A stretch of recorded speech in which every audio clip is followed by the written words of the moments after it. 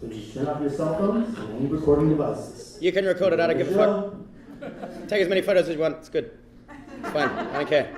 Check your emails, check your Facebook, it's fine. All right, ready to go? All right, yep, thanks. That's good. All right, let's get going. There's just a little warning at the start here. This is a story. This story takes place in the Montreal Airport, and I was in the Montreal Airport, and I hate the airport. I hate everything about flying. Anyone else hate flying here? Yeah, I fucking hate flying. I hate everything about it. I don't actually have a problem being on the plane. My problem is getting to the plane on time to get to the airport. And I hate inane, stupid rules that they have in airports. I don't understand why you got to take your shoes off and your belts and you can't take water on the plane. I don't understand these fucking stupid rules. You got to get there 3 hours early. Who gets to the airport 3 hours early? Yep, then what happens? You sit in the fucking airport for 2.5 hours, don't you? I don't understand the stupid rules where you're going to get there 3 hours early, and I don't have the attention span to get to the airport that early. I don't understand why it matters how heavy my bag is. Why does it matter how heavy my luggage is? And my bag is always a little bit heavy, and the woman will be like, oh, your bag's a little bit heavy. And so I open my suitcase, I put on all my clothes and just go, is this going to make a difference? Is this going to make a difference? Me just sitting on the plane like the Michelin Man. Is this going to make a difference now? And they always stop my carry-on luggage as well and say, that's too heavy. And I go, what does it matter? What does it matter if my bag's a little bit heavy? What's going to happen? Is the plane going to fly at an angle like that? What does it matter if my carry-on is a little bit heavy? And my stuff is always heavy, but I've missed more flights than anyone should in their life because I've got a problem with attention. I just can't get to the airport on time. Now, has anyone missed a flight before? Yeah. Anyone missed more than one? Yeah. More than 2? Yeah. 6 has been the record so far. Anyone missed more than 6? 14 for me, 14 fucking flights. I just don't have the attention span to get to the airport on time. And I've just got these weird things with attention. One time I missed a flight in the airport. And I was in the airport, I'd gotten there 3 hours early, had 2.5 hours to fucking kill, started watching a movie on my computer, got too engrossed in the fucking movie and missed my flight there in the airport. Just was watching this movie and just went, oh, there goes my flight. Fucking Zootopia. Who would have thought that was an engrossing cartoon to watch? I was watching that, I've missed a flight because I've walked too slow, I haven't paid attention to the right signs or anything like that, so I've missed more flights than anyone should, and I'm always that person who's running around the airport and having to push in front of people, and I fly a lot though, I fly a lot for my job. I've flown this airline, this is an Australian airline, they're called Air Emu, they went bankrupt a couple of years ago, of course they fucking did, they're named after Australia's only flightless bird, good marketing there, Air Emu, but I've flown this one and I've missed this flight as well, but I got to the Montreal Airport 3 hours early. I've been doing shows in Montreal and I was flying to New York City, and I got to go to the airport bookstore, the worst bookstore there is in the world, but I found this book, 99 Ways to Tell a Story, Exercise in Style by Matt Madden. And I wanted to challenge myself. All my shows that I was doing in Montreal, all my shows are about family members, it seems. A lot of family stories in a lot of my shows. I got a show called Pretending Things Are a Cock. Yeah, that's a show about me traveling around the world. Make everything my cock. Yeah, that's a show and a book and a calendar. But even that show, there's little family stories in there because my parents are very religious and strict and they fucking hate that their youngest son goes around making cocks of things around the world. And so there's all family stories in that show. And then I've got another show called Fire in the Meth Lab, which is about my brother becoming a meth head and going to jail. It's a pretty lighthearted tale, that one. And another show called My Dad's Death, which is about how many times I thought my dad was dead. Another lighthearted tale for that one. But I've run out of family members. I was talking to my mum when I was trying to get this show ready, and she's fucking boring. She's got nothing, and I've run out of family members to talk about, and I didn't want to do a show about myself, and so I bought this book because I wanted to challenge myself, do something a bit different with storytelling. And while my bag was going through the X-ray machine, I read the first 2 of the 99 Ways to Tell a Story. Now, the first 2 ways to tell a story in this book are song and dance. And I thought I want to challenge myself. So I'm reading these ways, and I think of a story from my life that can incorporate these 2 things. Now, and this is where we are. Now, I'm going to tell you a story from my life using these 2 methods. Now, I don't want to do this. But here we fucking are. Thanks a lot, Mum, for being boring. So so I had to think of this story from my life, and I don't really want to do it, but I'm going to put the words up. It's an interactive story. It's very, very easy. I just need someone to play my cousin. It's very, very easy. Max, if you can play my cousin. I just say I need help with the dress, and you just help me put the dress on. That's all you need to do. Just at the end, in the dance. You can do that. You can sit back down. Okay. This is the 6th show. Don't smell the dress. You guys, you're all going to play my cousins universally, so get your cameras out and get ready to take a photo. You can take a photo during this. I need someone to play my nan. If I can get you to play my nan, it's very, very easy. I just say, I need your nan. You stand up and you yell what's written on there. Don't look at it yet, okay? And then I just need someone to play a cup. If I can get someone to be a cup, if you can be a cup, I just say, I need the cup, and you just come and hold the cup for me. That's all you need to do. I don't make fun of anything or anything like that. Okay, you guys ready to do this? Yeah. Here we go. Here's a story from my life. Yeah, I don't know about dance. I've seen some dance shows. I'm just going to do what I think they do in theirs, okay? Here's a story from my life using the methods of song and dance. I'm going to do that jump thing that they do in dance shows.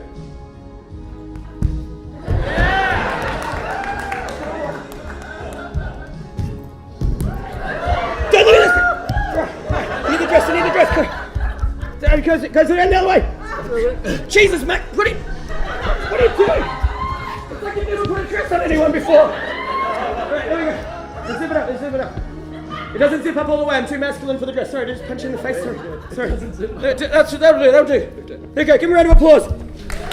Just don't look at this bit. Just look away. Don't film this bit. Just look away for a bit. Don't look at this bit. I'm going to do that jump thing again.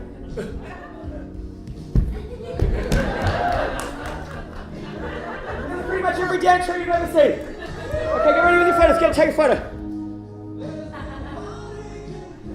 Okay.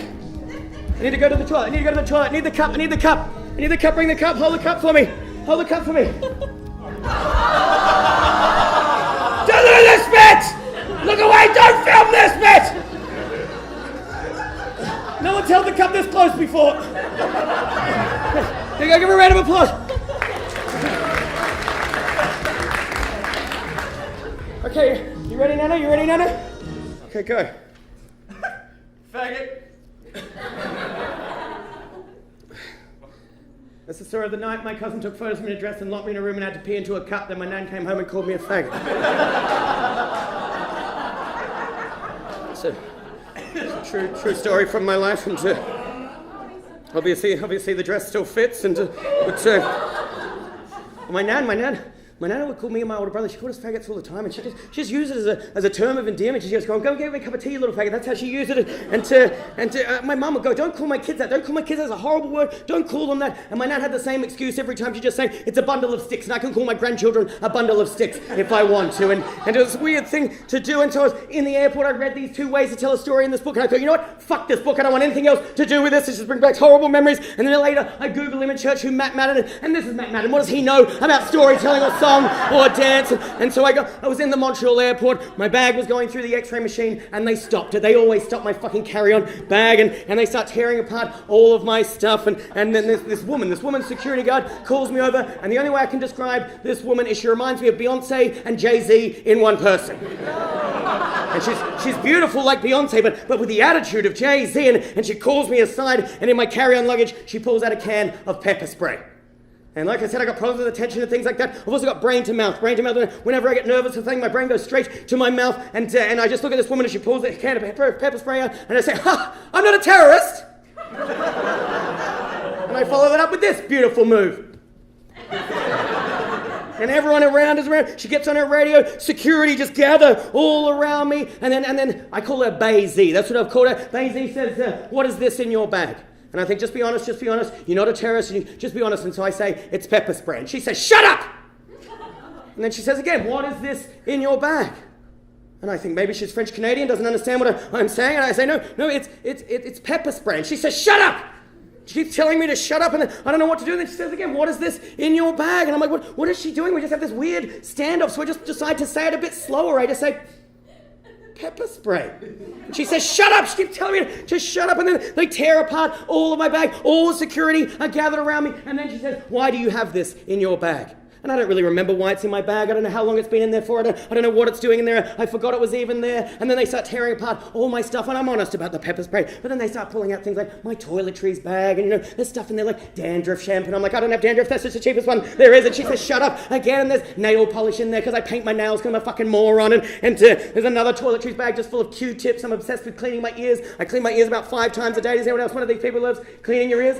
Yeah, I like to get to that sweet spot where you cough. Where you go, that's how you know you found the sweet spot of cleaning your ears. And so I got a lot of them. I'm like, I don't know why they're in there. She says, shut up again. And then they pull out the pretending things are a cock book. And one of the security, he pulls it out and he starts turning the pages. More security just gather around, just looking at me, making cocks of things around the world, looking back at me, looking at the book, looking back at the book again, and just all more security. One gets on his radio, more security gather around, and then Basie.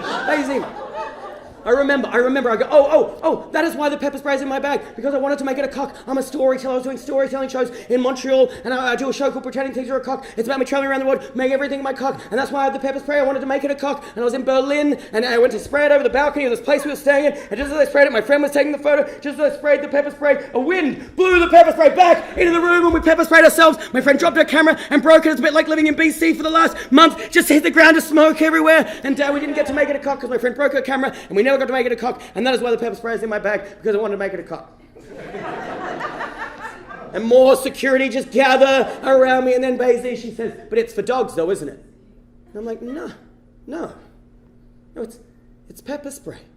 And she says, yeah, but it's for dogs though, isn't it? I'm like, no, who pepper sprays dogs? Who goes around pepper spraying dogs? What happened? What do you guys do in Canada? Why would you pepper spray a cute little dog? And she's like, no, but it's for dogs though, isn't it?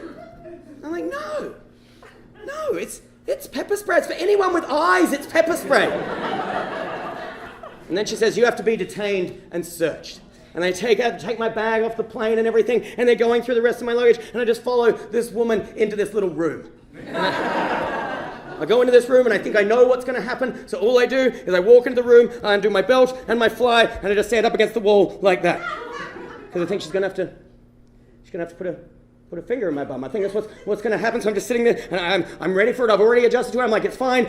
You've had a finger in your bum before. It's fine. You can handle this. It's awkward going in. It's quite nice coming out, like doing a nice little poo. It's fine. Who's had a finger in their bum before?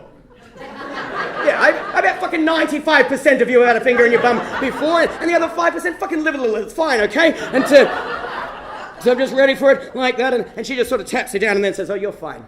And I say, oh, you don't have to put your finger in my bum. She says, no, we don't do that. And I'm like, oh God, and then I get the brain to mouth thing again, and I say, it's kind of, if you have to do it, I've had it before, it's fine, it's awkward going in, it's quite nice coming out, like doing a nice little poo, it's fine, if you have to do it, just do it. And she's like, no, we don't do that.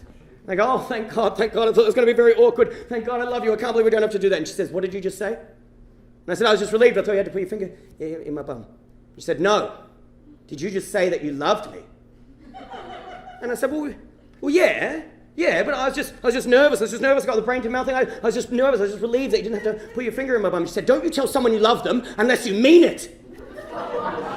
And then she says, and the way you just threw it out there like that, I don't even think that you know what love is. And then she has to sit me in this room, and she tells me she's got to assess whether I'm a threat or not. And we're just sitting in this room. She's just on her radio and writing things down, and she has to assess whether I'm a threat or not. She just said, I don't know what love is, and I don't know what to do. I just think, well, just talk, John. You're not a terrorist. Just talk. And so I say, you know what, Basie? I do know what love is. I fell in love when I was 6 years old.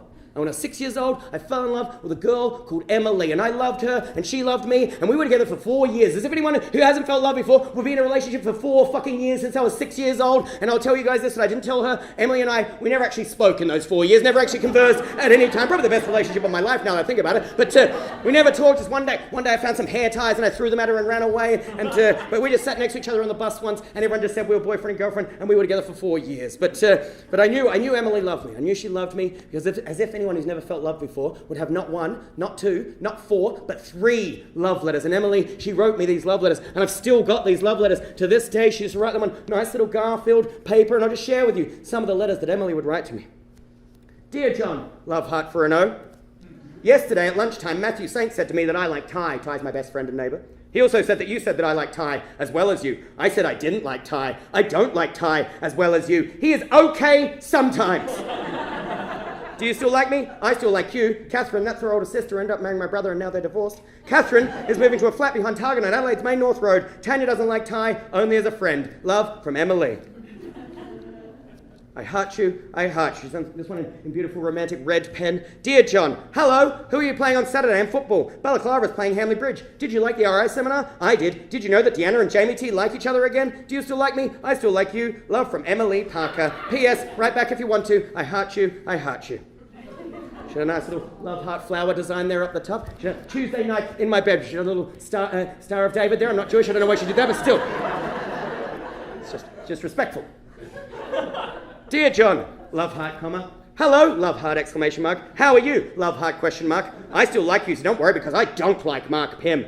Yes, I do want to go on the dead ball. Do you? I wish you were my partner for the dead ball, or you were where Ty is. I'm getting a bit nervous for Friday night. Catherine thinks you're cute. So do I. I'm sure you'll look nice Friday night. I heart you. EP hearts JB. Love from Emily. P.S. Can you please, if possible, write back before Friday?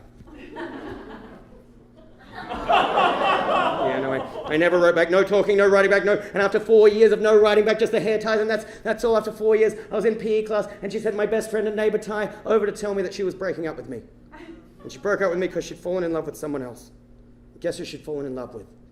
Ty! Fucking Ty! She mentioned it 5 times in one fucking letter. Of course it's fucking Ty. Sometimes it's spelled with capitals. Of course it's fucking Ty. And she sends him over to tell me this news. And I'm sitting in PE class and Ty tells me that she's fallen in love with him. And my heart just falls out of my chest as tears start welling in my eyes. And I do something that I'll end up doing for the rest of my life, which I call Forrest Gumping away my heartache. So Ty tells me this information. I jump to my feet and I run.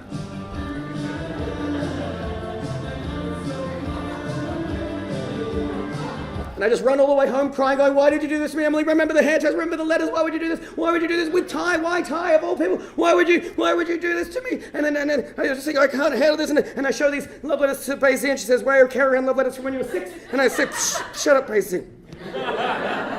But then she's still sitting there, she's just on her radio, just talking and stuff, and so I just think, just keep on going. And I say, you know what, Pacey? After that, I didn't give up on love, though. I fell in love many more times, and I fell in love when I was 12 years old, about to turn 13 years old, starting high school, when I fell in love with a girl called Amy, and I loved Amy. She had beautiful hair and wonderful video jumpers. I loved her. And Amy was on my school bus. And she was the first girl to ever really speak to me and have a conversation with me. And I'll tell you this right now, Amy found me funny. And I'll tell you this, if you find me funny, I'll fucking fall in love with you. That's just the way it works for me. And she found me funny, and she'd sit in front of me in the bus, and I looked forward to the mornings and the afternoons of seeing Amy. I loved this girl. But I knew she wouldn't like me. She was 3 years older than me. And she only saw older kids at school and dated the older kids, and I knew she wouldn't like me. I hadn't even hit puberty yet. I wasn't even a man yet, and I didn't know what to do. And I thought maybe once I become a man, once I hit puberty, maybe then I'll have a chance with Amy. So I was obsessed with hitting puberty. And I said to my brother Tim, who was 2 years older than me, and I said, Tim, how do I know when I've hit puberty? And Tim said, you know when you've hit puberty, and that is when white stuff comes out of your bum. Now, I don't know who got their wires crossed in that little conversation, but for the next 3 weeks, every time I went to the toilet, it was with an air of excitement. Is it today? Am I a man today? Am I going to hit puberty today? Damn it, brown again. Is it today? Is it today? Damn it, brown again. Until 3 weeks, magic happened. White stuff came out of my bum. And I turned around and went, oh, white stuff. I'm a man today, I've hit puberty, white stuff's come out of my bum. I didn't flush the button, I yelled out to Tim, I went, Tim, come quick, I'm a man today, I've hit puberty, white stuff's come out of my bum. And Tim came walking over and he said, what are you talking about? I said, white stuff, it's come out of my bum, I've hit puberty. And he said, no, it's when white stuff comes out of your dick. And I went, oh. And then Tim said, what have you been eating? And I'll tell you this right now, 17 packets of Mentos on that day. If you take nothing away from this show, if you eat too many Mentos, your poo goes white. I wasn't repressing some horrible childhood memory, but finally, that's all he told me. He just told me, it comes out of your dick. That's all he told me. And so I tried, and finally, it happened. Now, do you remember the first time you masturbated? We're all friends here, it's fine. Scary or fun for you? Sorry? Scary or fun? It was fun. It was fun? Because I was fucking terrified. I thought I was melting or something like that. I asked a guy the other day, he said he thought he was liquefying the bone or something like that. And do you remember what it was about? No. No, you don't remember? Mine was I would put cling wrap over my dick and fuck my pillow. That's what I would do. That's how I thought masturbation was. And you know what? I said that in a show here, and a guy at the back just went, yeah, I did that too. And you know what? We had a drink after the show, and we are now friends. We call each other the Cling Wrap Brothers. But we're good friends now, and I love asking these questions when people first masturbated or anything like that. And I used to fuck my pillow with a cling wrap over the end and read this book, Beverly Hills 90210 Fantasies. I've still got it just for memories, but it's just a novel. For some reason, Donna did it for me, but that's what I did. I love asking these questions though. And another guy, he said that the first time he masturbated, he thought he'd invented it. He thought he was the only person ever in the world to do that. He was some kind of genius and invented masturbation. And then I asked another guy. He said I watched the movie American Pie. And I got a bag of apples, and I put the bag of apples into the microwave, warmed them up, poked a hole in the bag, and then fucked the bag of apples. And his mum was like, "These apples are spoiled," and he was like, "You have no idea." But another guy, he made vaginas out of Lego and fucked them, and My favorite guy was a guy, he said he was from a religious family like mine, so masturbation is a shameful act, and so he would set his alarm for 3 a.m. in the morning. And he'd set his alarm, he'd get out of bed, get completely naked, run naked to the nearest park, quickly jerk off in the park, and then run home and jump into bed like nothing had ever happened. But my favorite guy's a guy in Montreal, and he told me this after the show. If you've got a good one after the show, you can tell me. But he said, the way he described it, he said, I had 5 older sisters, and I thought that to masturbate, you just had to rub your groin area like that. And he did this to completion for a year, an entire year of just rubbing his pubes into this matted ball above his dick, and the only way he found out, he had to go to the doctor because the matted ball got infected, and he had to get it cut off, and he had to go to the doctor, and the way he said it as well, he says, I was actually really proud, I went to the doctor, and the doctor was like, what's happened? He said, I've become a man, I've been masturbating too much, and the doctor was like, you're allowed to touch the actual dick, mate, if you want to, but I just thought that was really funny. I said, can I put that in the show? And he said, yeah, that's fine, but I love asking these questions. Do you remember the first time you were sexually titillated? The first time you saw something was just like, oh, I think I get this. Do you remember? I kind of. Yeah? What was it about? I remember we were in grade 3 and they brought us to like a school play and they sat us in the front row when we were little and they had these male ballet dancers in tights. Oh, male ballet, that's... Jumping around and we were like seated cross-legged on the floor, so we were eye level and we were all very confused. You were eye level with the... Yeah. And that was the first time you were just like, oh, I think I get this. A girl the other night, she just said, Owen Wilson, Shanghai Nights 3, or something like that. And another woman said it was when Avril Lavigne hit a certain note in one of her songs, and she just went, ooh, like that. And I thought, fucking Canadians. And I love asking these questions, but you tell me if you think this is weird. I reckon I was about 7 years old when I was first, when I first sort of went, I think I get this. And I was watching an ad on TV, and it was a car ad, and there was this beautiful woman in this red dress, and she shut the door to the car, a bit of her dress got caught in the car door, and the car sped off, and her dress just ripped off of her, and she was standing there in her undies like that, just going, ooh, like that. And I watched that ad, and I was like, I think I get this. And then I went into my room, I got completely naked, I grabbed 2 rolls of toilet paper and just wrapped myself up in the toilet paper like a mummy, and then I hid under my bed. And I put a little edge of the toilet paper under the corner of the bed and just waited for any kind of sound. And if I heard a car door or something like that or a door slam, I'd quickly roll out from under the bed and all the toilet paper would rip off me and I stood there with an erection. Do you think that's weird? It's been 50-50 so far in the show. Some people are just like, no, that's fine. Other people are just like, that's fucking weird. But it's just interesting to find out. But once white stuff came out of my dick and I became a man and I hit puberty, I thought, now maybe I'll have a chance with Amy. And Amy invited me to her 16th birthday party. I was the only 13-year-old invited to her 16th birthday party, and I couldn't believe it. I couldn't believe that she'd invited me, and I thought, this is it. This is it. I'm a man today. I'm a man now. I'm going to ask Amy to kiss me. And I went to this party, and all the parties in the outback of Australia are the same. It's just a bonfire out the back of someone's place, and I go to this party, and it's the first time I've ever been drunk. I drank 2 bottles of beer and was fucking wasted, and this universe I'm getting wasted, not sucking a bunch of cocks. It's a bottle in each hand. That's what we're doing in Australia. What do you guys call it when you got a drink in each hand? Double fisting. Yeah, that means something very different everywhere else in the world. Anyway. In Australia, we just do this. But I drank 2 bottles of beer, and I was drunk, and I thought, this is it. I'm going to go ask Amy to kiss me. And I went and I sat down next to her around the fire, and I said, Amy, I would like to kiss you, please. And she said, no, but you can feel my left breast for 1 minute. And I said, good enough for me.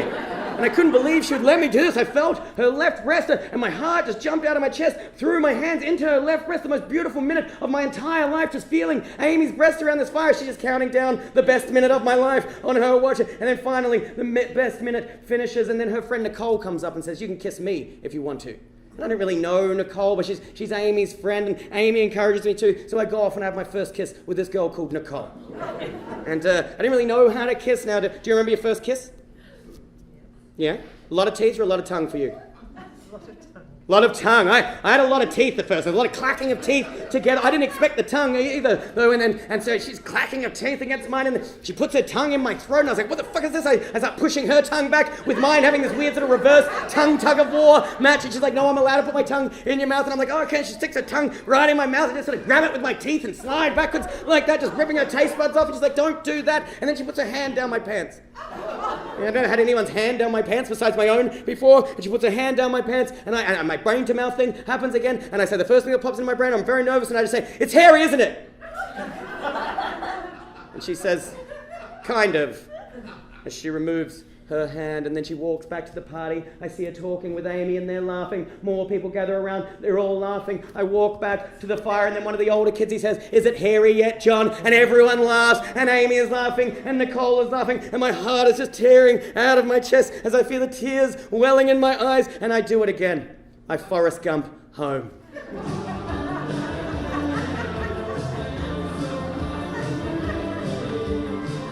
And I just ran all the way home crying, going, "Why did I do that? What did I say? That you fucking idiot. It's hairy, isn't it? Who says that? What is wrong with you, John? Why would you say that?" And as I'm running, I have this revelation, and I think, that's it. No more girls for me. I'm done with girls. I don't want to have any relationships ever again. Bachelor for the rest of my life. I'm not even talking to another girl ever again in case I say something stupid like it's hairy, isn't it? And so I refuse to talk to any girl for the next of my high school career. I don't talk to another girl. I say yes or no, but I never get no conversations just in case I say something stupid. And the next year, everyone hears about me saying it's hairy, isn't it? They start calling me the "it's hairy, isn't it, kid?" And I hate it, and I don't want to talk to any other girls, and I go into that weird pubescent ball that teenage kids go into, you know, that frustrating thing where you write a lot of poems and tell your mum to fuck off and things like that. But until I'm 17, about to turn 18 years old, when I fall in love again. And I fall in love with a girl called Amy. I still love her. I pine for her, even though I'm not speaking to her or anything. She leaves school in year 10, and I miss her. I miss seeing her on the bus. I've got all these poems all about her. I've loved her since I was 13 years old, since the first time I saw her on the bus. And I love her. And when I'm 17 years old, about to turn 18 years old, about to go to university, I get a phone call out of the blue. And it's Amy. We talk again. She still finds me funny, and my heart just jumps out of my chest down the phone line. And I invite Amy to my 18th birthday party. She says yes. And so she drives the 2-hour drive all the way to my parents' farm. We have a bonfire out the back, just like every party in the outback. And when you like I said, my parents are very religious and strict, so no alcohol allowed at my 18th birthday party. Pretty fun party for everyone who's just now legally allowed to drink alcohol, to not be allowed to drink alcohol. So this weird no alcohol party, and because there's going to be boys and girls at the party, every single door in the place has to be open at all times. We're talking bedroom doors, kitchen doors, cupboard doors, every single door open at all times, so no funny business goes on. So this weird no-alcohol, open-door 18th birthday party. But I've invited Amy, and she said yes, and I think I'm going to do it again. I'm going to remind her of when she let me feel her left breast when I was 13 years old, and I'm going to say, "I would like the kiss now, please." Pretty smooth move, that one. 5 years in the making, poems all about that move, and I don't have the alcohol to fuel me, and she comes to the party. She's sitting almost in the same place around the fire, and I go up, and I sit down next to her, and I say, "Amy, remember when you let me feel your left breast when I was 13 years old? I'd like to have the kiss now, please." She says yes. And we kiss around the fire. I can't believe I'm kissing Amy, the girl I've loved since I was 13 years old. I've read some books on kissing. Now I know how to scrape her taste buds off and allow her tongue into my mouth, and my heart jumps out of my chest. This woman I've loved for my whole life. Sorry, Emily, my whole life. I've loved this woman. I've pined for this woman, and I'm kissing her until the party dies down. And my mum and dad say that Amy is allowed to spend the night. She has to spend the night in the barn, and the barn door has to be open at all times, but she's allowed to spend the night. She doesn't have to drive the 2 hours back to the city. And so we all go to bed. We set up this air mattress in the barn, and Amy goes to bed, my parents go to bed, and I can't believe that I've kissed Amy. After 5 years, I finally kissed her. And when you turn 18 years old in my family, that's when you get to choose if you want to go to church or not. And I haven't been to church since I was 18 years old, and I decide I'm not going to church that morning. Mum and Dad go to church, and I think they've forgotten that Amy's in the barn.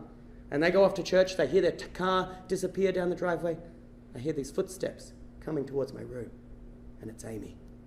She climbs into bed with me. We kiss some more. Our clothing comes off, and I think, yes, this is it. I'm going to lose my virginity to Amy, the girl I've loved since I was 13 years old.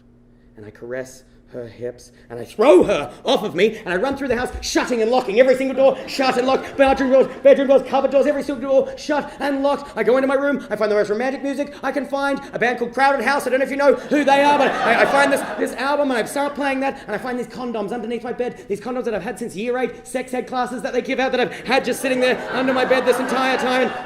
And I take out one of the condoms, and I say to Amy, I'm going to put a condom on just in case. And she says, "What do you mean, just in case?" And I say, "It's hairy, isn't it?" And she laughs, and I say, "Shut up, girl, shut up." She says, it's okay. You can put a condom on." So I put a condom on, and I lose my virginity to Amy, the girl I've loved since I was 13 years old. So everyone, just close your eyes and imagine me losing my virginity.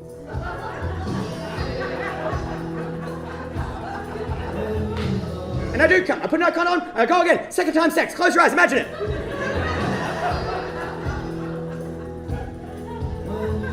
And I do come. I put no condom on, and we go again. Third time sex. Close your eyes, imagine it.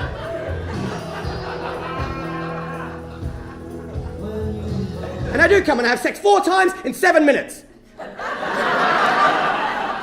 And then the 4th time I last a bit longer, and I'll tell you guys this now that I didn't tell her that when I got so excited putting on the first condom that I came while putting it on, and I was like, well, that one's done, and I put on another one, but I couldn't believe it. The 4th time I'm lasting a lot longer, and I'm just on my back in my bed, just can't believe I'm losing my virginity to Amy, the girl I've loved since I was 13 years old. And I can't believe it. She's 3 years older than me. She's had far more sexual experience than I have. So I'm just sitting there, immersed in this moment. Can't believe I'm finally having sex with this beautiful woman, but she's far more sexually experienced. She is screaming the foulest shit you can imagine in your life. Just F me in the V, H me in the B. It's like having sex with fucking Gordon Ramsay. She's just swearing, telling me I can do things better, and punching me in the chest and pulling my hair. And I'm just like, I can't believe it's Amy. I can't believe it's Amy. And in between her screams of this stuff, I hear this thumping on the front door of the house. And Mum and Dad have come home from church. And I hear this thumping. Mum and Dad are out the front door. I grab Amy by the hips. I throw her off of me and just go, get out of here! Get out of here! And then I push her naked body towards my bedroom window. I open the bedroom window. I push her naked body out of the bedroom window. She lands with a slap onto the concrete below, and I go, get out of here! Get away from here! And Amy just runs naked through my parents' orchard, just disappearing over the horizon, just this pink body just disappearing away out into the distance. I wrap myself in a towel. I unlock the front door. My dad walks in. I say, I'm having a shower. And I go, and I have a shower for 4 hours. And I'm sitting in the shower just going, what did I do to Amy? I just pushed her out of the window. Why did I do that? Is that where she lives now? Am I ever going to see her again? Is she just some sort of naked country woman who just lives out in the wilderness now? Is that what's going to happen to her? Am I ever going to see her again? And finally, I finish washing myself, and I walk out from the shower through the kitchen. And there's Amy. She's completely clothed. She's sitting at the end of the kitchen table. My mum and dad are sitting either side of her. Her head is in her hands, and she's crying. And I walk past this weird tableau in my parents' kitchen. I look at my mum and dad and just go, what did you guys do to Amy? Mum just says, we need to have a talk to you when you get changed. So I go into my room and I get changed for another 2 hours. I put on my Sunday best, my suit, my tie, and everything like that, my church gown, and I walk into the kitchen. I sit down next to my dad and I go, good evening, sir. Good evening, madam. What would you like to talk about? And my mum says, we don't accept that kind of behavior under our roof. And by this time, I've had 6 hours to come up with an excuse, and I've come up with an excuse, and I say, no, it's not what you think, it's not what you think. We were having an argument, and that's why Amy was yelling this stuff and swearing at it. Is that why you're crying, Amy, because of the argument that we had? Remember that argument? Is that why you're crying, Amy? And then my dad just stands up and says, do you want me to tell you what I think was going on? And then my head hits my hands, and I cry as well. Mum and Dad leave the room, and leave Amy and I just sitting at the kitchen table, crying. That was my 18th birthday party. Pretty fun party all around when you think about the details. But after that, I moved to the city. I start going to university, and Amy and I start seeing each other. And we see each other, and then a month into our beautiful relationship, she takes me camping. And like I said, she's 3 years older. She's had far more sexual experience. We try out all this different stuff. We try all these things, and she teaches me all of this stuff. But the main thing she teaches me that I use to this day, and if you don't use this with your lovers, I encourage you to, is just to say, what would you like me to do? And that's what she teaches me to say. And we go camping on this cliff. It's just us overlooking the ocean. We set up the tent. I set up a fire. We put this log on this cliff, and we watch the sun go down. And as the sun goes down, we make love as the sun sinks into the ocean. The most beautiful, picturesque lovemaking of my life. And then we go back to the tent, and we make love some more. And I say it. I say the thing she's taught me to say. I say, what would you like me to do? And she says, can I get my case? And I say, what do you mean, your case? And she says, I think I'm getting into like BDSM and S&M type stuff, and I bought this case of sex toys and things from the sex store, and I'd like to try them. And I say, okay, yeah, let's try that. Does everyone know what BDSM and S&M type stuff is? Yeah, I bet fucking 95% of you know what BDSM, all the people who've had a finger in their bum know what BDSM and S&M type stuff, and the other 5% fucking live a little, it's fine. But she gets this case, she brings it in to the tent, and she just says, whatever you find in the case, just use on me. So I say, okay, and the first thing I find is these nipple clamps with this chain attached to them, and I attach one to me and one to her, and she's like, that's not how they work, and I put them both on her. She's got these nipple clamps attached to her nipples, and then I find these handcuffs, and she says, handcuff me, so I handcuff her to the tent, which is futile. She just dragged that away if she wanted to, but I've handcuffed her to the tent. She just pull the pole apart and pull around it, but I've handcuffed her to the tent, and she's got this nipple clamp things on, and then I find this weird sort of beaded dildo type thing, and she's like, that goes in my butt, so I just sort of pop that into her butt like that. It looks like she's got this tail coming out, and she's handcuffed to the thing with these nipple clamps on, and then I find this whip, and she's like, hit me with the whip, so I'm hitting her with the whip, and she's handcuffed to the things, and the tail coming out as I'm hitting her with the whip, and then she says, now just fuck me, so I'm like, okay, I'm hitting her with the whip, as I'm doing the same time, handcuffed to the thing, I feel like a fucking one-man band, just doing everything at the same time. And finally, she turns around and tells me I can stop. As she sees tears welling in my eyes. And I just didn't like that. I didn't like hurting you. I didn't like it. So she says, it's okay. It's okay. I don't think I'm into S&M and BDSM stuff after all. And we don't have to do that. But it's good that we tried. And then we compromised. And she just likes being tied up naked in the woods and left there for a couple of hours. But we tried all this stuff. And a year into our relationship, I'm lying in Amy's bed. And I can't believe I'm with Amy. I can't believe it. The girl I've loved since I was 13 years old. She goes off to work. And I feel this book down the side of her bed. And it's her diary. And I know I shouldn't read this. But how the fuck do you not? And I start turning the pages of her diary and I read in graphic detail about the 17 times that she has cheated on me in the last year. He did me in the bee behind the tree. Graphic detail 17 times is the quickest book I've ever read. Every page is like a paper cut to my heart 17 times until I finish the book. I throw it against the wall and I do it again. I Forrest Gump away.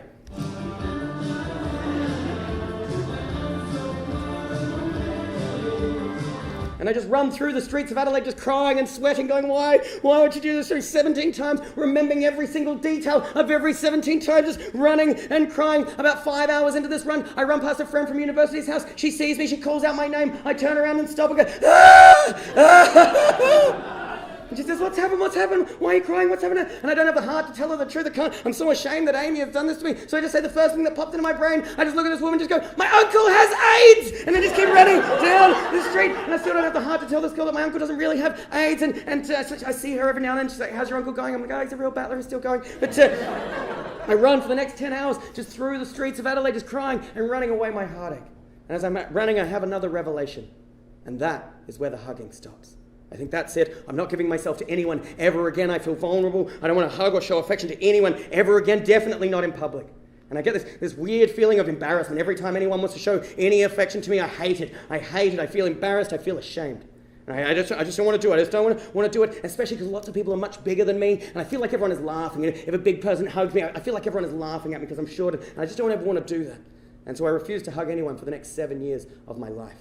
And my friends notice and they say, hugging you, it's like you're burning from the inside out. And some of them say, hugging me, it's like I'm being hugged by Voldemort. I just sort of let the hug happen and go all weird. And I hug one person for the next 7 years. I'm in Buenos Aires in Argentina, and those fucking guys who give out the free hugs, one of them is on the corner holding the sign. He drops his sign, swoops me up in an unconsensual hug and hugs me and pulls me tight and jumps and dances with me. And then you know what he does? He fucking mugs me. I'm the first person to be hug mugged before. He pulls me in close and goes through my pockets to take my phone and my wallet. And I think that's a good indicator to never hug anyone ever again. So I refuse to hug anyone for the next 7 years of my life. And as I'm running and I have this revelation, I do what any good heartbroken person does. I go to the nearest bar and just get fucking wasted. And I'm sitting in this bar, it's about 2 a.m. in the morning, and all these guys from the Navy come in, all in their uniforms and everything like that. And this big Navy guy comes and sits down next to me and he just says, you look sad. And I just unload my heart to this man. And I tell him everything. I tell him 17 times I read a diary. I've loved her since I was 13 years old, and I'm really upset. And he says, don't worry, mate. We'll look after you. And I buy a round of shots, and I drink with these Navy guys for the rest of the night. It's about 5 a.m. in the morning when I think I got to Forrest Gump out of here. I got to change my life. I'm moving away from Amy. I got to do something with her. And I got to leave this bar. But the big Navy guy is crawling on all fours behind me. He grabs me by the back of the shirt and starts pulling me back into the bar. And I turn around and look at this man. His eyes are wide, and he just says, let's do something. Let's do something. And I don't know, I'm just keep walking, he won't let go of my shirt, he keeps pulling me back into the bar and just rolling around on the ground, going, let's do something, let's do something, let's do something. And I slap his hands away and just go, look, no! I don't know what to do with a drunken sailor early in the morning.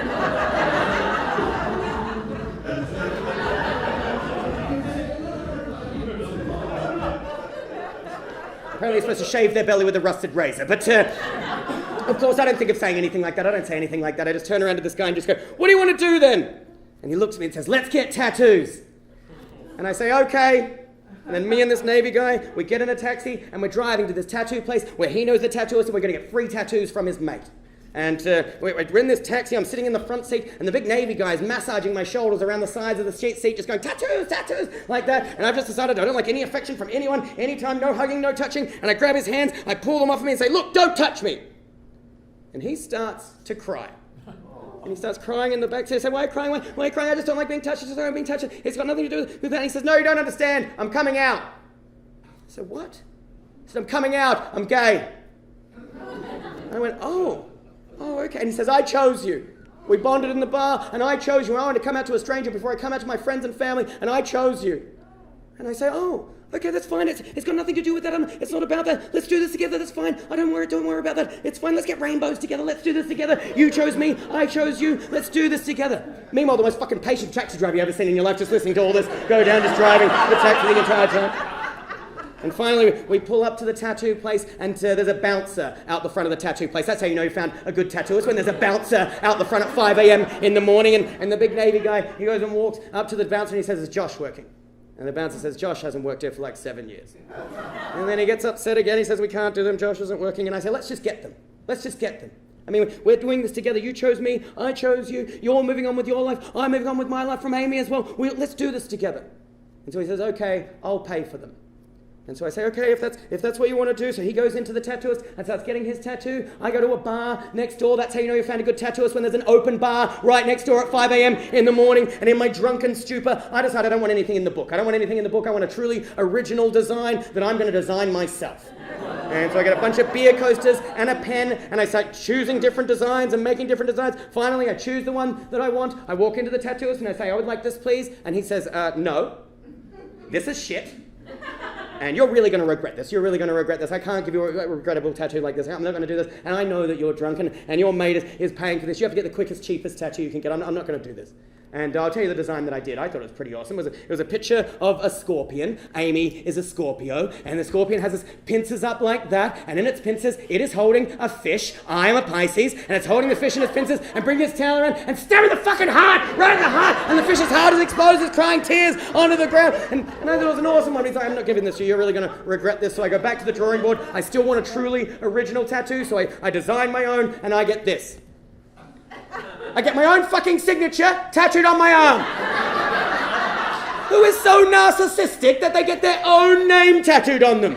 And it is a terrible tattoo. I regret this one far more than an awesome scorpion with a fish. This is a terrible tattoo. Who gets their own name? And I play football in short sleeves and everything. And even my own friends, my teammates, they'll tease about having my own name on my arm. I'll be kicking for goal and they'll go, do it for your own name, John, and I'll miss the goal. And it's in front of opposition players, and I'm so embarrassed that I've got my own name. I say, no, it's not my name. It's my daughter's name, and she's dead. You don't know the full story. My daughter is Jon Bennett. You don't know the full story. And the only thing we can think of to make this tattoo any better, and this is completely true, tomorrow we've booked an appointment with a tattooist, and 5 of my friends, including Max here, is going to get my signature tattooed on them to ruin any originality that it ever had, and I'm going to get a little asterisk here, and then an asterisk here that just says bad tattoo. That's why we've decided to make it any better. But it's not the worst tattoo you can get. The big Navy guy, he gets a Mercedes-Benz sign the size of your fingertip there on his arm. That's his coming out tattoo. So I show this tattoo to Basie, and she says, that's a terrible tattoo. And I say, shut up, Basie. But after Amy, I don't even want to be in the same city as Amy. And so I do it again. I change my university degree, and I Forrest Gump to Melbourne.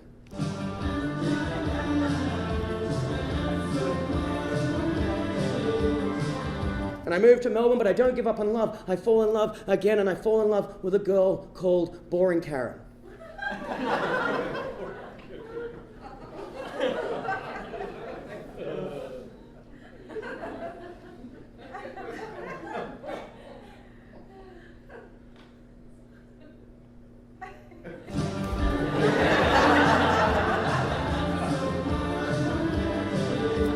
She wasn't that boring. She just wanted to buy houses and settle down. And I'm sorry if you've got a house, but that's fucking boring. And that's what she wanted to do. And she was fine with the no hugging thing, fine with the no affection or anything in public, which went for the 3 years of our relationship. 2 of those years were just no sex. We were just friends who just seemed called each other boyfriend and girlfriend. And that's not conducive to a good relationship. So after 3 years, I break up with her because I fall in love with someone else. And I fall in love with a girl called Lovely Meg. And Lovely Meg is my best friend's girlfriend. And they help me with this breakup from Karen, and I move in with them for a month, and we have this beautiful time this month together, 3 best friends just hanging out every night. And I remember the night that he goes to bed early, and Lovely Meg tells me that she's in love with me. And I say, I think I might be in love with you as well. But this can't happen. This can't happen. All I know is I need to move out, and you probably need to break up with him. And so I move out in the next week, and a month later I get 2 text messages in the same night. One from her saying I broke up with him, maybe we can be together now. And one from him saying she broke up with me. Do you want to get a drink? And I choose him. I meet up with him, and I do to him what the Navy guy did for me. I just let him unload his heart for me.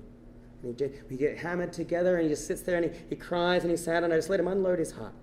I don't tell him about Lovely Meg or anything like that. We just sit in this bar and get drunk and pour our hearts out to each other. 6 months later, he gets a new girlfriend, and I get another text message from her saying he's got a new girlfriend, maybe we can be together now. And I say, okay, but I think I need to speak to him first. So I meet up with him, and I say, Lovely Meg is in love with me. And he says, yeah, I know. I say, I think I might be in love with her as well, and I'd like to see where this goes. And he says, if you do this, I will never speak to you again. And I remember sitting there thinking, he'll get over it. Lovely Meg and I start seeing each other, and he never speaks to me again. And out of all the heartbreaks that I've had, even up until this day, that one is the worst. That one tears my fucking heart out.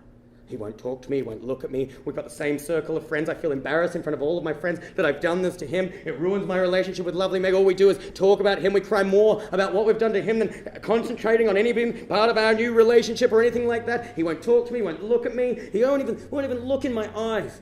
And it fucking tears my heart out. And I don't know what to do. And later on I'll find out that he suffers from depression.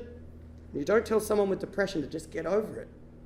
And I feel so horrible. And I don't know what to do. So I talked to Lovely Meg about how I deal with these situations. So Lovely Meg and I, we quit our jobs and we Forrest Gump around the world together.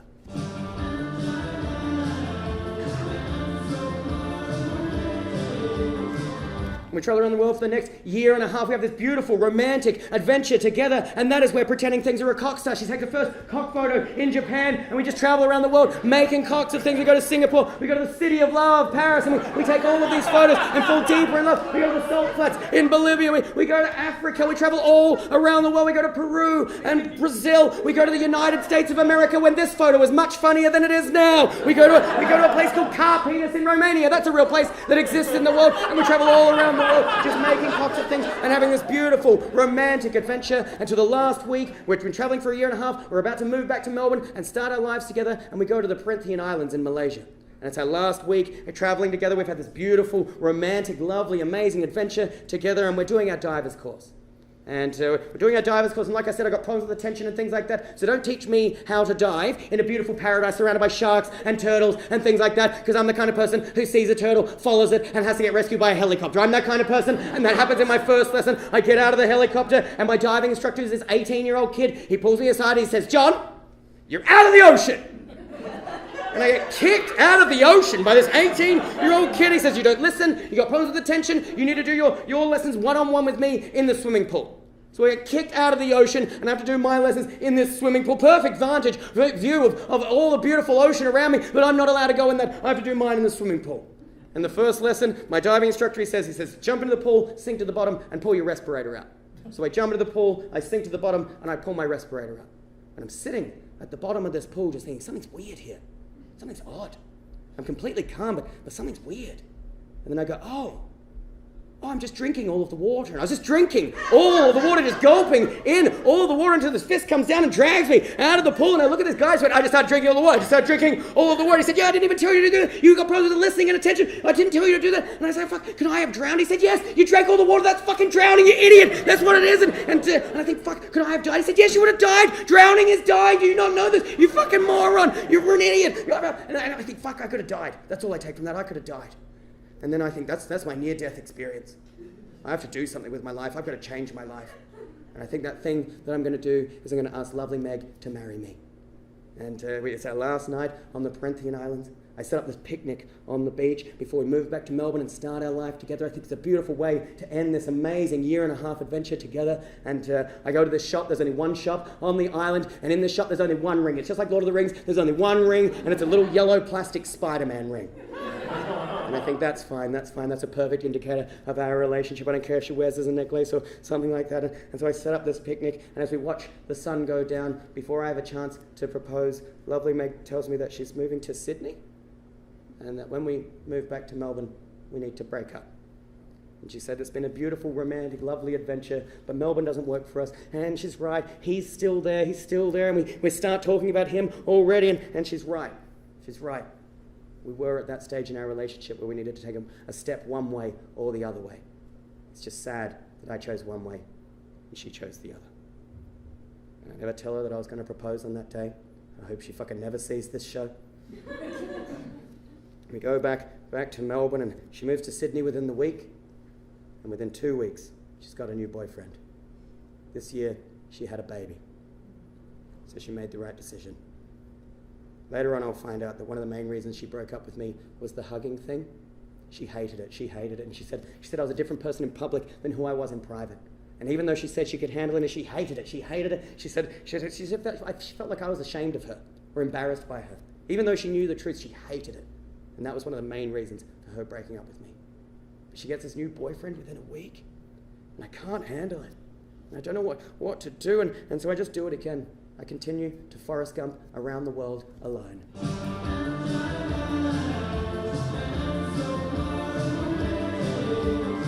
And I just keep traveling all around the world. I turn pretending things are a cock into a show that I do in festivals around the world. That's what I do. I keep making cocks of things and doing the show, pretending things are a cock, the live show. That's what I do for the next years of my life. I'm still doing this to this day, and that's what I do. I just keep traveling around the world doing these shows and making things cocks, and I don't give up on love. I fall in love many more times. I fall in love with Victoria from Glasgow, and Holly from Vancouver, and Claire from London, and Tobias from Sweden, and Eleanor from New Zealand, and Lean from Belgium. But none of these relationships work.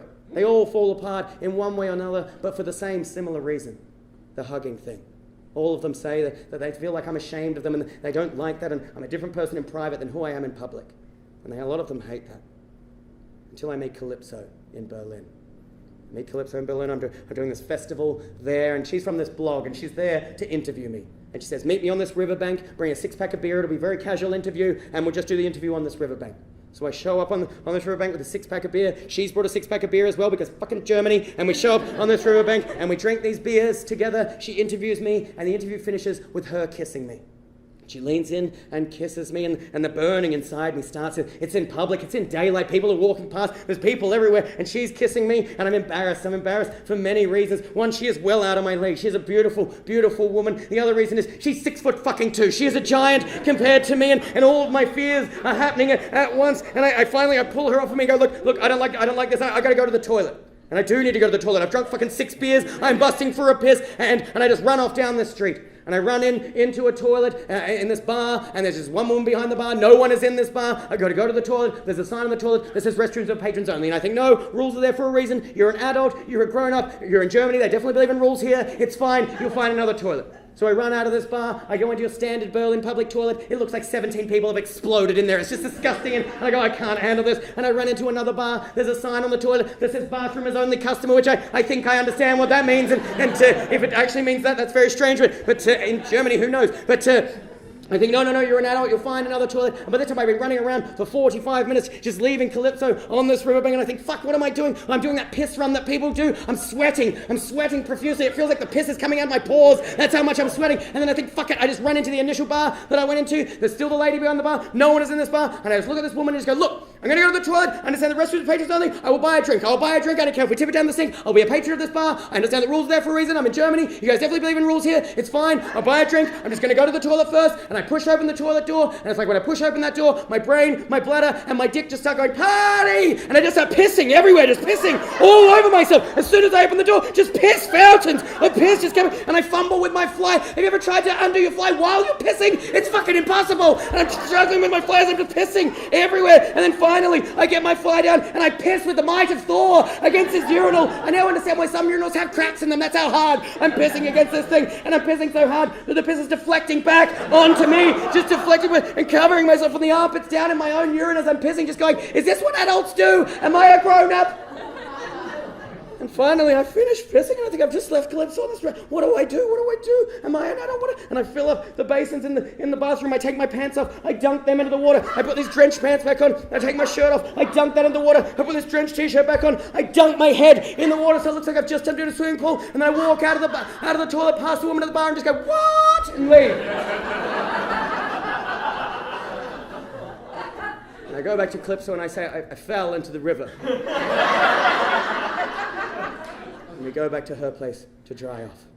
For the next 2 weeks in Berlin, Calypso and I, we have this beautiful romance, this wonderful romance. And she's this beautiful woman. I move in with her on the second day. Yeah, I'm that fucking guy. I move straight in with her for the next 2 weeks, and we have this beautiful romance. But she keeps wanting to touch me in public. She keeps wanting to put her arm around me and hold my hand, and I hate it. And finally I say to her, look, you've got to stop trying to touch me. I don't like being touched in public. I just don't like it. It's a whole thing. 7 years, I haven't hugged anyone in public for 7 years. I'm not going to start now. I'm not going to do it now. And she says, what do you mean? And I said, I don't hug people. I don't like any affection in public. And I tell her the whole story. And she says, that's fucking crazy. What's wrong with you? Why? You hadn't hugged. I hadn't hugged family members. And she goes, this is crazy. And she changes me with one sentence. And that's, I don't give a fuck. She's like, why do you give a fuck? Why do you care what people think? I don't care what people think. Why do you care? You fucking wear a dress and piss into a cup in front of 17 people in Vancouver. Why do you even give a shit about what anyone thinks? And she's right. And I feel so stupid. And I hug people now. And I didn't realize the effect that I'd had on people. When I first hugged my mum, after not hugging her in public for 7 years, my mum cries. And I find out that even my mum thought that I was embarrassed by her. And all of my friends, all these people saying that they thought I was ashamed of them. And even though they knew, they thought, and I had this effect on so many people in my life. And I feel like such a fucking idiot. And I hug people now. I've realized what it's like to I don't see people for many years at a time. To swoop them up in a hug is a beautiful thing. And you know what? I don't give a fuck if you're taller than me. I'll fucking hug you like this. It's like you're wearing a backpack on your front. I don't give a shit. So I don't give a fuck anymore. Calypso changes me with this one sentence. After these 2 weeks in Berlin, I'm to go to Prague. I'm doing a festival there. Calypso takes me to the bus station. I'm the last person on the bus. I kiss her goodbye.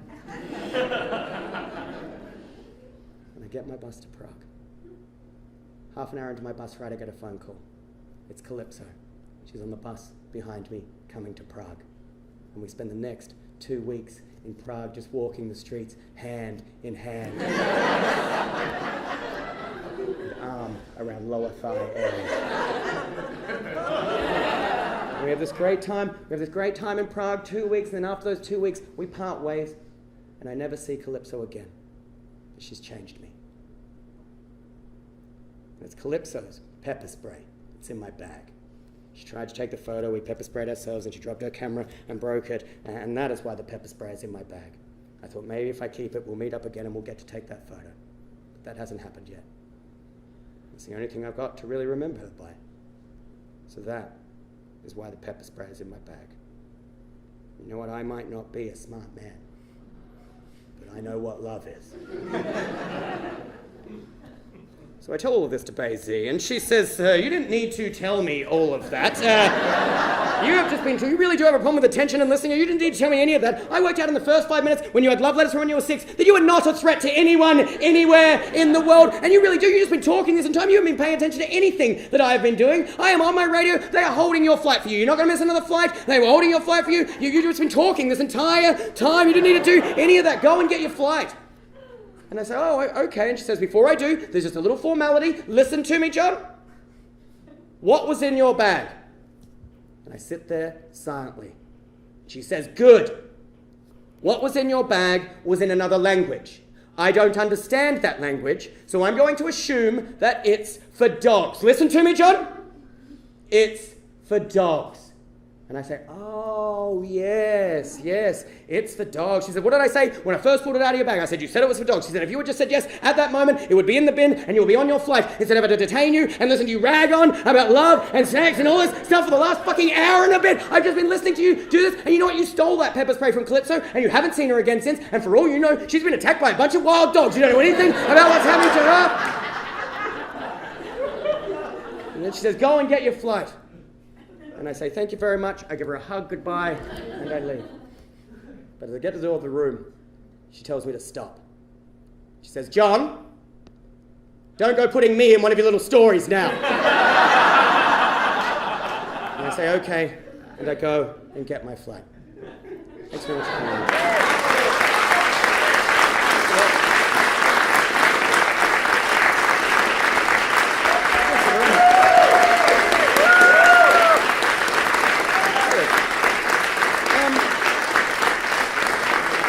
Thanks very much for coming, but the Epilogue.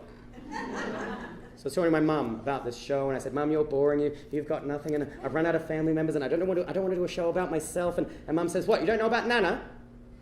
I said, what? My mum said, Nana. There's a Nana who called us faggots and said it was a bundle of sticks. Mum said, yeah, Nana. And I go, what about her? And Mum says, when Nana was a younger woman, she got lost at sea. My Nana was on a tiny little boat. Her boat capsized. She couldn't swim. My grandpa swam to one side of the Gulf, and my Nan had to grab onto the oars, and she floated from one side of the Gulf all the way to the other side of the Gulf. There's all these artists. Woman tells a raft or two. She sang, she swam. Dolphins were swimming around her, protecting her from sharks and everything like that. And she floated from one side of the Gulf all the way to the other side of the Gulf. There's these maps mapping out where the boat capsized, and she floated all the way over to the other side of the Gulf, and then walked home. And I thought it was quite ironic that my Nan had to use a bundle of sticks to save her own life. Thanks very much for coming, everyone.